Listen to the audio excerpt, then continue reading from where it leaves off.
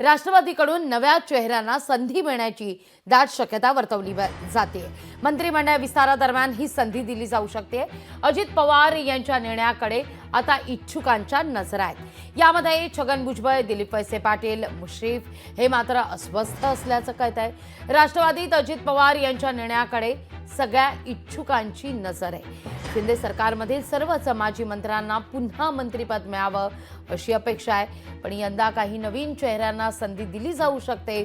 त्यामध्ये आता कोणाची वर्णी लागणार याची धाकधूक मात्र ज्येष्ठांमध्ये पाहायला मिळते।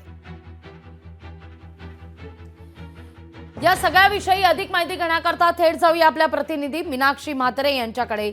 मीनाक्षी, राष्ट्रवादीत नेमका काय चाललेलं आहे? असं म्हटलं जात आहे की सगळ्यात ज्येष्ठांना काही डावललं जाणार नाही, अनुभवी नेते हे अर्थातच मंत्रिमंडळात हवे असतात, त्यामुळे सगळ्यात ज्येष्ठ नेत्यांना काही डावललं जाणार नाही, पण अर्थातच नवे चेहरे सुद्धा पाहायला मिळेल।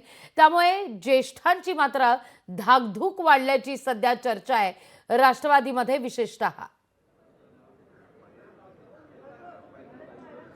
निश्चितच, कारण महायुती सरकारचा शपथविधी सोहळा येत्या काही दिवसातच पार पडेल आणि असं असतानाच अनेक जे इच्छुक आहेत ते आता लॉबिंगसाठी मंत्र्यांच्या बंगल्यांवरती आपल्याला पाहायला मिळत आहेत। एकीकडे अजित पवार यांच्या वाटेला 9 ते 11 मंत्रिपदं येण्याची शक्यता आहे। आपण पाहतोय की महायुतीमध्ये 3 पक्ष आहेत आणि सगळ्यांच्याच वाटेला आपण पाहतोय की निश्चितच काही मंत्रिपदं जी आहेत त्यामध्ये नवीन चेहरे असतील।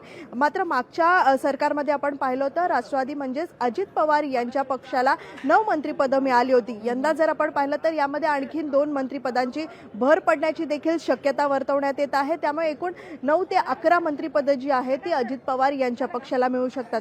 यामध्ये जर आपण प्रामुख्याने पाहिलं तर दिलीप वळसे पाटील असतील, हसन मुश्रीफ असतील किंवा मग संजय बनसोडे असतील, अशा काही नेत्यांची जी आहे ती पत्ता कट होण्याची शक्यता देखील वर्तवण्यात येत आहे। कारण एकीकडे आपण पाहिलं दिलीप वळसे पाटील यांचा कुठेतरी पत्ता कट होण्याची दाट शक्यता आहे आणि त्यांच्या जागी आपण पाहतोय इंदापूर मतदारसंघातून निवडून आलेले दत्ता मामा भरणे यांना ही संधी मिळण्याची शक्यता आहे। मंत्रिपदावरती आता दत्ता मामा भरणे यांची वर्णी लागू शकते, कारण ते अजित पवार यांचे जवळचे आहेत। एकूणच आपण पाहिलं तर चांगल्या मतांनी ते यंदा निवडून आलेले आहेत। कुठेतरी दिलीप वळसे पाटील जे आहेत ते मागच्या सरकारमध्ये आपण पाहिलं होतं तर ते मंत्रिपदावरती होते।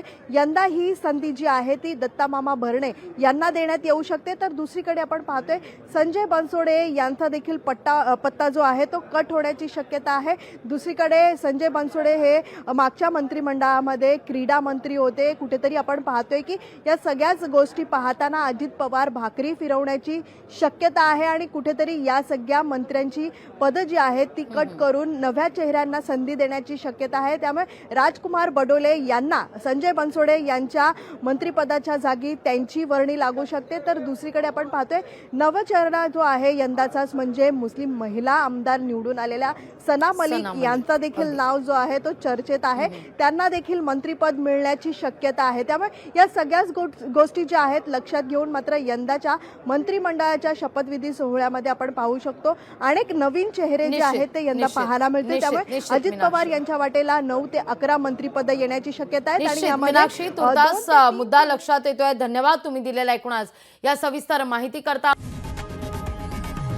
लोकशाही मराठी ऐका, पहा, जागरूक रहा।